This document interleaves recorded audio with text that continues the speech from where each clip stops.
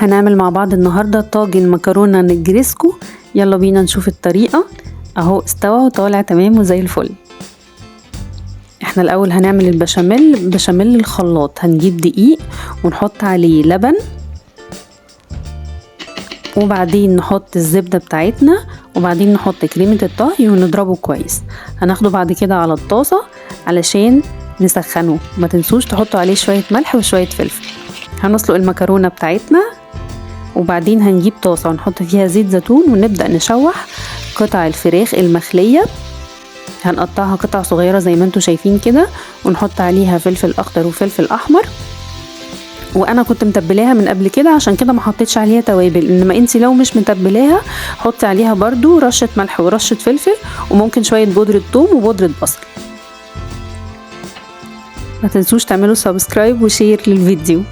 خلاص خلصنا. هنجيب بقى البشاميل. احنا زي ما قلت لكم ظبطناه شويه، سخناه شويه على النار في الطاسه، وهنبدا نحط شويه بشاميل تحت في الطاجن، وبعدين نحط اول طبقه من المكرونه ونظبطها ونسويها كده، وبعدين نجيب قطع الفراخ بتاعتنا مع الفلفل ونبدا برضو نحطها كطبقه تانية.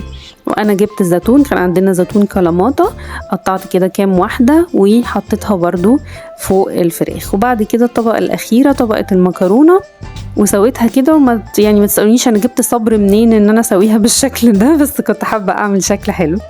اجيب بقى البشاميل، وهي دي هتبقى الطبقة اللي قبل الاخيرة، بنحط فوق بعد المكرونة. يم يم، البشاميل جميل بصراحة، تحفة. وبعدين اخر طبقة وهي طبقة الموتزاريلا بتتحط فوق علشان نحمرها. هناخد الطاجن بتاعنا نحطه في الفرن، هيقعد حوالي من 20 ل 30 دقيقة، وطبعا بعد كده هنفتح عليه الشواية علشان يحمر الوش.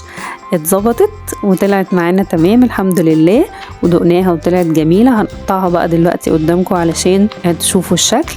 وبفكركم ما تنسوش تعملوا سبسكرايب وتفعلوا خاصية الجرس على القناة بتاعتنا، قناة جوه الحلة.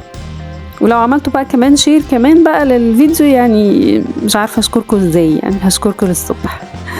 يلا بينا بقى نطلع القطعة بتاعتنا واحدة واحدة كده بالسباتشولا. شكلها حلو بصراحة، انا عجبتني. انتوا ايه رأيكم؟ طالعة اهي متظبطة والدخان طالع منها، والطعم ان شاء الله كمان يطلع تحفة. هنقطع حتة كمان عشان احنا كذا حد. على فكرة الكمية بتاعة المكرونة حوالي 250 ل 300 جرام، وده على قدنا احنا، بس احنا 3 افراد. طبعا لو انتوا اسرة اكبر زودوا الكميات على قد الاسرة، وهنكتب لكم المكونات بالتفصيل في الديسكريبشن. والف هنا وشفا عليكم. يلا ناكل من جوه الحلة.